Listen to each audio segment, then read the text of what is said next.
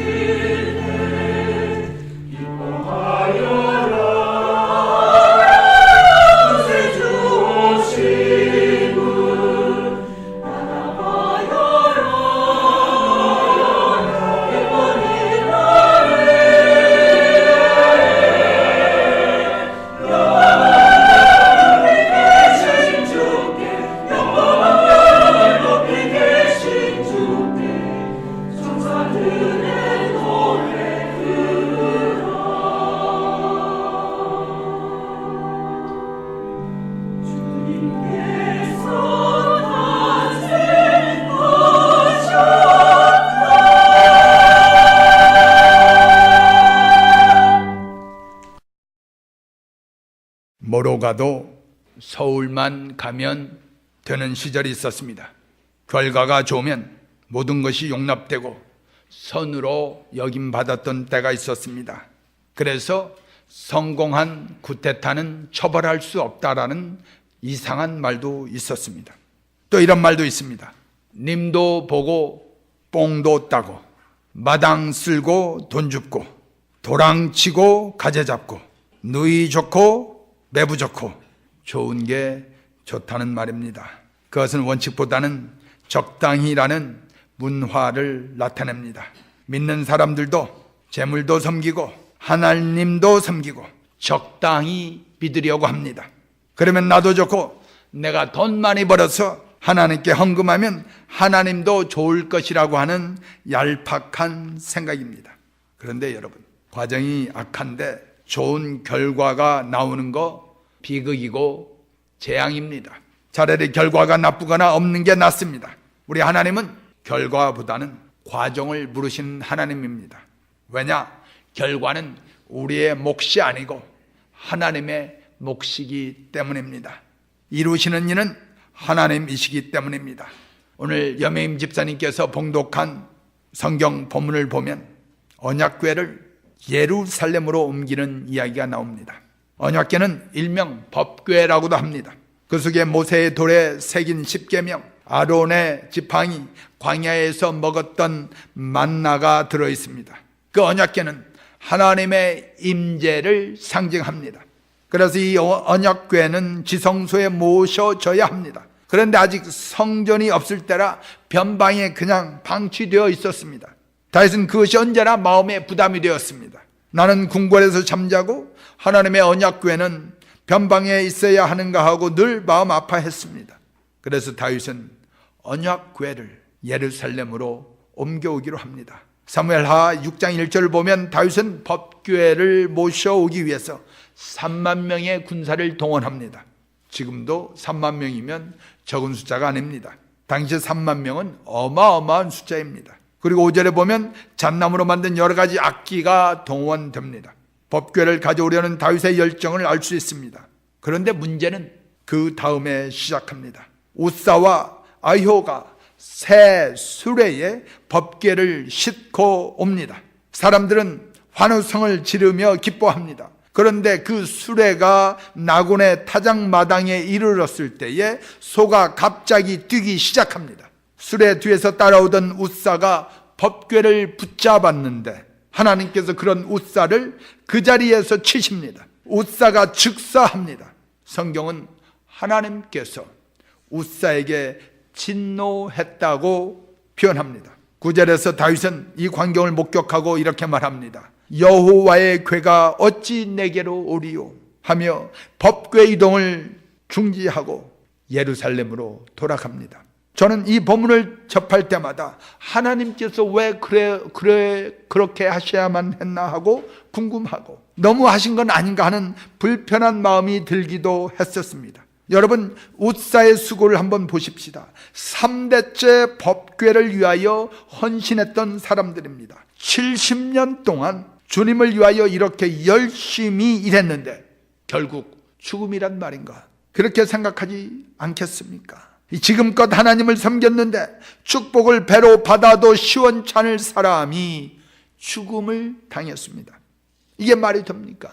만약에 하나님께서 우리를 이런 식으로 대하신다면 우리도 하나님을 섬기고 믿을 이유가 없어지는 것은 아닐까? 그렇게 생각이 들기도 했습니다. 그런데 왜 그랬을까요? 저는 오늘 이 질문으로 함께 은혜를 나누고 하나님의 뜻을 깨닫고자 합니다. 누구든지 하나님을 모시면 복받는 줄을 다 압니다. 그런데 하나님을 자기 마음대로 모시려고 합니다. 하나님을 모시면 복을 받는 것은 정한 이치입니다. 그런데 내 마음대로 내 방식대로 하나님을 내 생각대로 내 편의주의로 모시려고 하는데 문제가 있습니다. 다윗은요, 중요한 일을 할 때마다 항상 하나님께 여쭤보았습니다. 기도하고 하나님의 뜻대로 행하였습니다.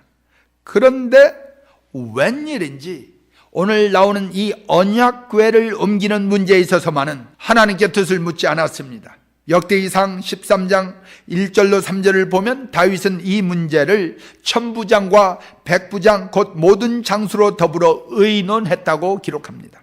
사실요, 다윗이 언약궤를 옮기는데 백부장들과 천부장들과 상의할 필요가 없는 내용입니다. 왜냐?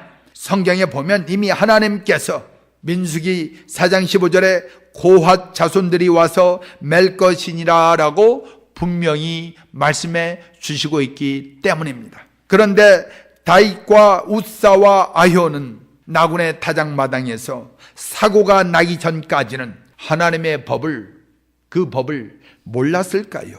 다윗이 정말 몰랐을까요? 웃사와 아효가 몰랐을까요? 아닙니다. 그들은 잘 알고 있었습니다. 사무엘하 6장 2절, 여러분 성경 펴고 계시죠? 사무엘하 6장 2절을 함께 보겠습니다. 여러분 가진 성경 다시 봅니다. 구약 471쪽입니다. 사무엘하 6장 2절입니다. 시작. 다윗이 일어나 자기와 함께 있는 모든 사람과 더불어 바알레 유다로 가서 거기서 하나님의 궤를 메어 오려 하니, 거기까지. 뭐라고 돼 있어요? 하나님의 궤를 메어 오려 하니. 다윗은 분명히 법궤를 메어 오려고 했습니다.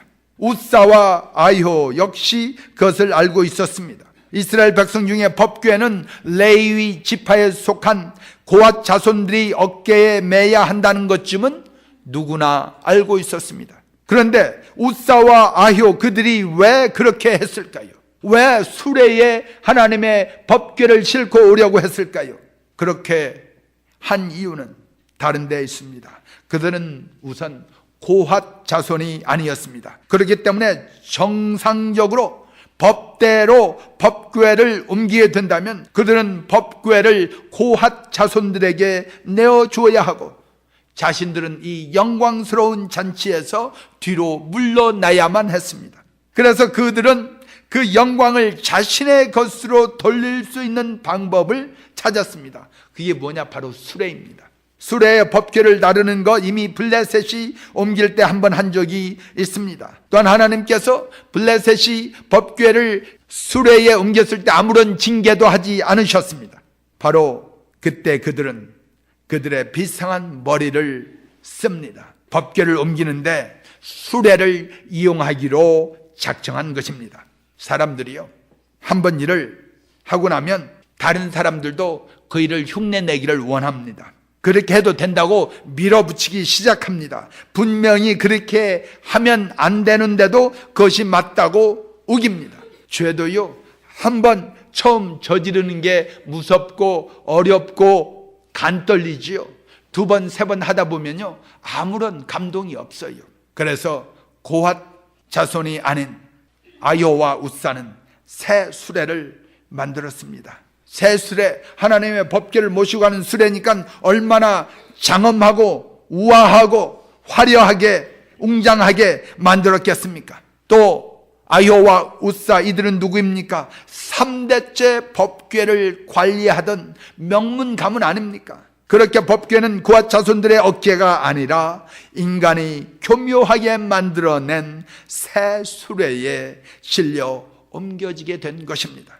하나님께 멋진 수레로 군사 3만 명으로 호위를 하고 엄청난 숫자의 찬양대를 앞세웁니다. 요즘 말로 하자면 멋진 리무진으로, 멋진 군악대로, 멋진 호위 군사 사열대를 거쳐서 하나님을 운반합니다.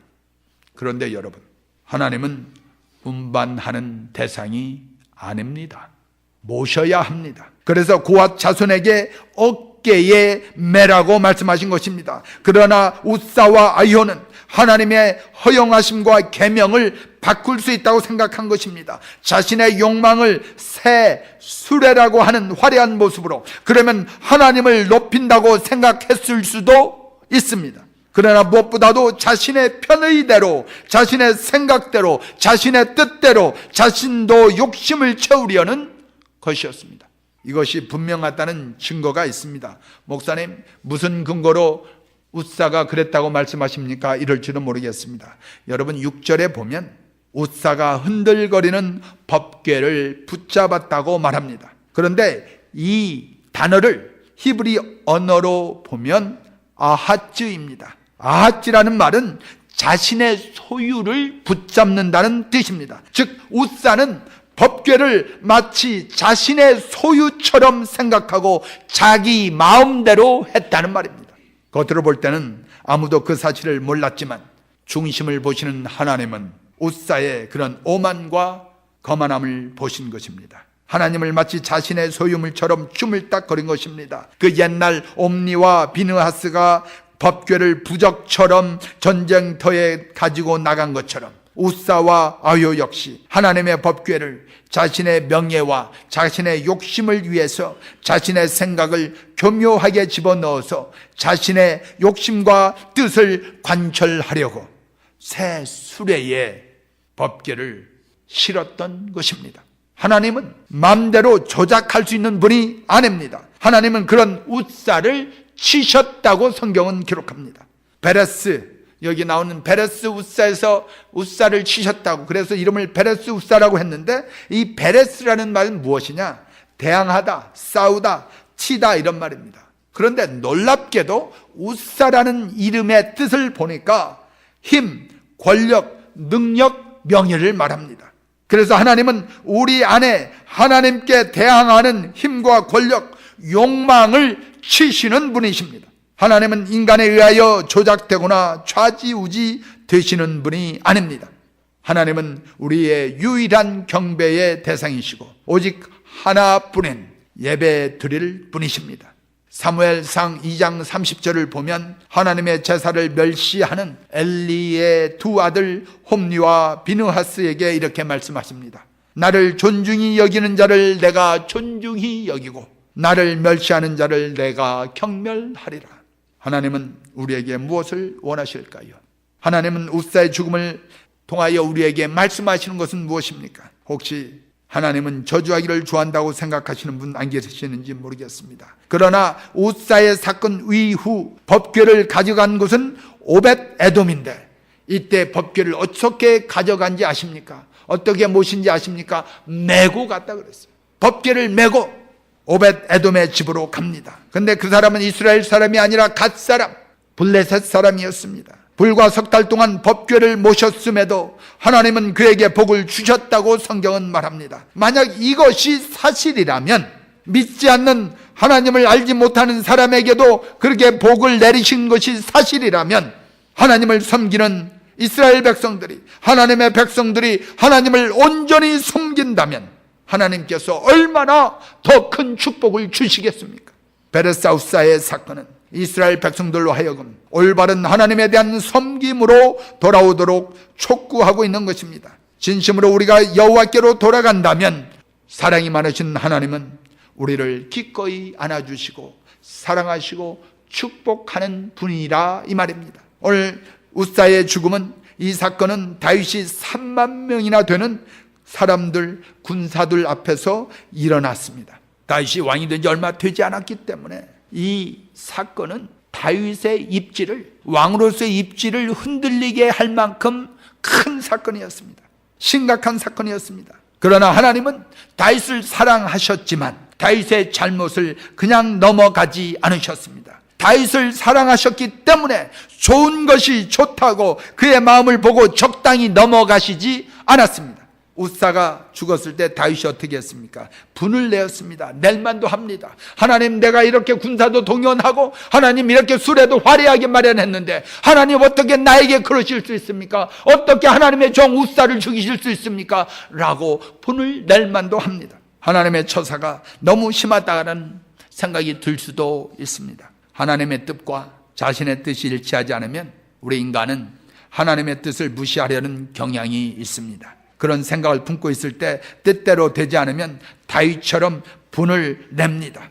다윗은 우사의 죽음을 보고 두려움에 떨며 여호와의 궤가 어찌 내게로 오리요 하고 법궤 옮겨가기를 중단합니다. 그리고 오벳 에돔의 집에 두게 합니다. 아마도 다윗이 알았던 하나님은 정성을 다하여 열심히 섬기기만 하면 항상 복을 주시는 분이었을지도 모릅니다. 오늘날에도 하나님에 대한 이러한 잘못된 생각을 지닌 사람이 얼마나 많습니까? 그러나 하나님은 정성을 다하면 무조건 복을 주시는 분이 아니라 하나님의 말씀대로 살아갈 때, 하나님의 법을 따라 살아갈 때에 하나님은 축복을 주십니다. 하나님의 궤는 하나님의 복이 임하는 통로이지만 그것을 운반하는 방법이 율법에 정한 바에 따르지 않으면 화를 당할 수도 있습니다.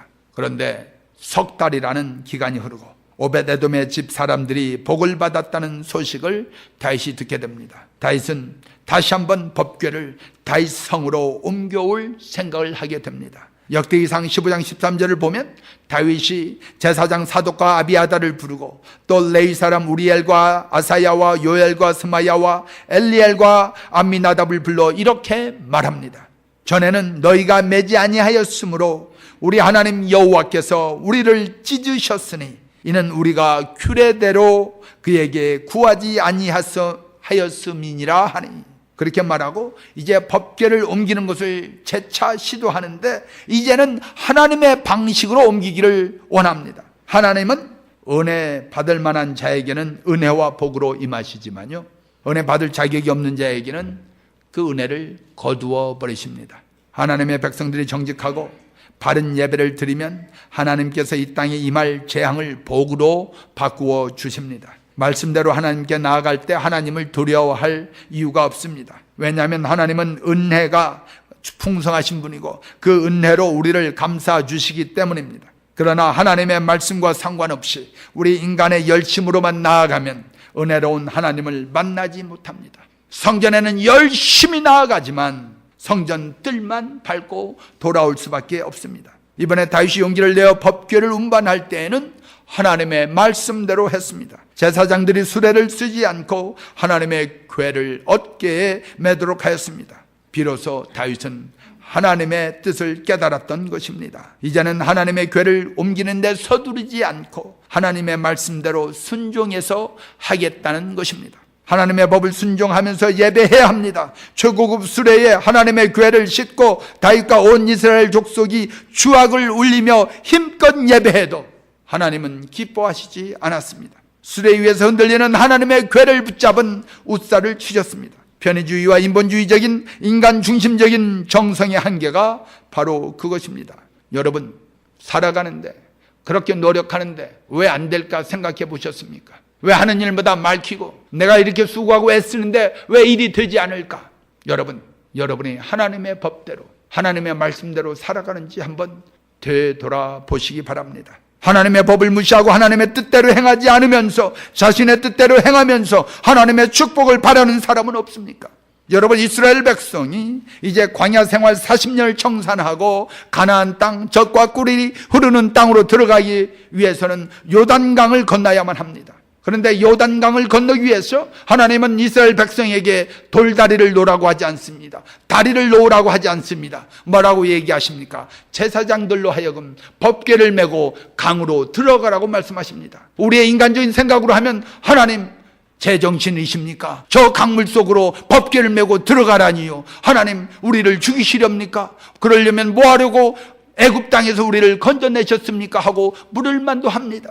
그런데 여호수아 3장 17절을 보면 여호와의 언약궤를 맨 제사장들은 요단 가운데 마른 땅에 굳게 섰고 그 모든 백성이 요단을 건너기를 마칠 때까지 모든 이스라엘은 그 마른 땅으로 건너갔더라. 아멘. 하나님의 말씀대로 행하였더니 물길이 막히고 마른 땅이 되어서 건너가게 하셨다는 말입니다. 하나님이 우리에게 요구하시는 것은 하나님의 말씀과 법과 하나님의 질서에 대한 순종이고 겸손이요 행함입니다. 법궤를 힘들고 불편하고 아프지만 어깨에 매라는 말씀입니다. 영광은 오직 하나님께만 돌려드리는 것이 우리의 법이어야 합니다. 잘못된 과정은 혹 결과가 좋더라도 잠시일 뿐 그 결과 자체가 저주가 될 수 있습니다.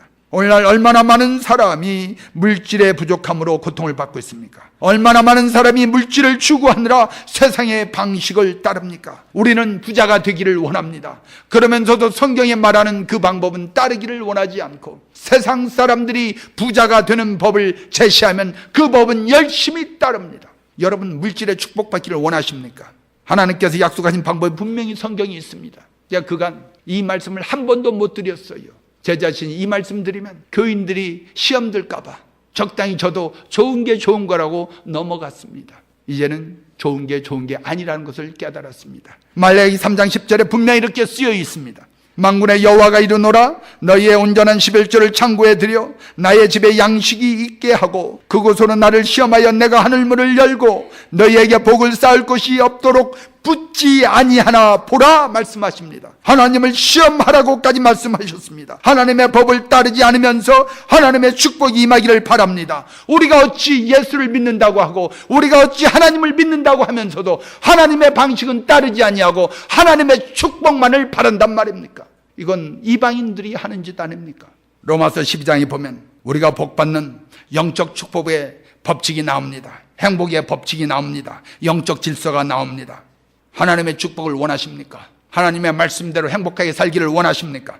여러분, 우리가 하나님의 법궤를 어깨에 메고 사는 삶을 사는지 아니면 수레에 싣고 가기를 원하는지 제가 여러분께 성경 봉독할 때에 여러분 스스로를 검증해 보시기 바랍니다. 너희를 박해하는 자를 축복하라. 축복하고 저주하지 말라. 즐거워하는 자들과 함께 즐거워하고 우는 자들과 함께 울라. 서로 마음을 같이하며 높은 데 마음을 두지 말고 도리어 낮은 데 처하며 스스로 지혜 있는 채 하지 말라. 아무에게도 악을 악으로 갚지 말고 모든 사람 앞에서 선한 일을 도모하라. 할 수 있거든 너희로서는 모든 사람과 더불어 화목하라. 내 사랑하는 자들아 너희가 친히 원수를 갚지 말고 하나님의 진노하심에 맡기라.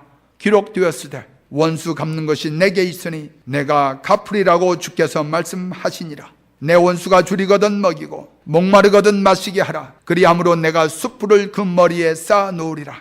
악에게 지지 말고 선으로 악을 이기라. 참 하나님의 방법 나와 다릅니다. 오히려 억지 같고 참 힘들고 돌아가는 것 같습니다. 때로는 억울하기도 합니다. 그러나 하나님이 마련하신 법칙대로 갈 것에 우리가 소원을 두어야 합니다. 하나님의 말씀을 하나님의 법을 무시하고 복받기를 원하는 것은 나의 편의대로 하나님을 알라딘의 램프에 나오는 진이 정도로 여기는 것입니다. 하나님의 법을 무시하는 것은 곧 하나님을 무시하는 것입니다. 늦고 미련한 길 같지만 정해진 과정을 따라가는 것은 아름답습니다. 그러면 나머지는 하나님이 책임져 주십니다. 그것으로 우리는 만족해야 합니다. 어차피 결과는 하나님의 몫이고 하나님은 우리보다 우리를 더 사랑하시는 분이십니다. 그런데 우리가 하나님의 뜻대로 살아가는데 우리가 하나님의 영광을 위해서 살아가겠다고 결단하고 각오하고 순종하고 실천하는데 하나님이 우리를 그냥 두시겠습니까? 결과는 분명하지 않겠습니까? 아무리 내가 노력한다 할지라도 하나님의 법을 무시하고 나의 방법으로 사는 거, 나의 방법으로 예배하는 거, 그것은 열심히 성전에 나오지만 성소 구경은 하지 못하고 성전 뜰만 밟고 가는 이방인과 같습니다. 성전에 나왔으면 성소에 들어가야지요. 하나님과 만남이 있어야 하지 않겠습니까? 성전 뜰만 밟고 오늘도 예배당 뜰만 밟고 예배당 파킹란만 밟고 돌아가는 분이 있다면 얼마나 안타까운 일입니까? 오늘 이 자리에 참석한 여러분, 성소에 들어가는 여러분 되시기를 축원합니다. 하나님을 만나시는 축복이 임하시기를 원합니다. 주님의 오심을 기대하고 준비하는 여러분, 하나님의 법으로 하나님의 뜻대로 살아감으로 하나님을 기쁘시게 하고 하나님께로 돌아가는 것, 그것이 우리 신앙의 기본입니다. 주님 만나기 전에 먼저 우리가 기본으로 돌아가야 할 거 아닙니까? 하나님께 순종하고 하나님을 모심으로 진정한 축복과 평화를 누리는 크리스마스를 맞이하는 여러분 되시기를 우리 주 예수 그리스도의 이름으로 축원합니다.